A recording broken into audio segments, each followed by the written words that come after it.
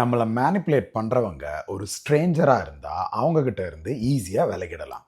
ஆனால் அவங்களே உங்கள் ஹஸ்பண்டாக இருந்தால், அம்மா அப்பா இல்லை க்ளோஸ் ரிலேட்டிவாக இருந்தால், அப்போ என்ன பண்ணுவீங்க? முதல்ல எதுக்கும் உடனே ரியாக்ட் பண்ணாதீங்க.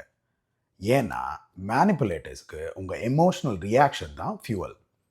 அடுத்தது, அவங்க உங்களுக்கு கில்ட் கிரியேட் பண்ணாலும் அமைதியாக இந்த ஒரு சென்டென்ஸ் மட்டும் சொல்லுங்கள்.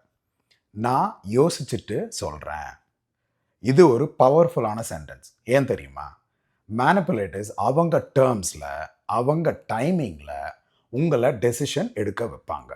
ஆனால் நீங்கள் டைம் எடுக்க ஆரம்பித்த பிறகு அவங்களுக்கு உங்கள் மேலே இருக்கிற கண்ட்ரோல் குறைய ஆரம்பிச்சிடும்.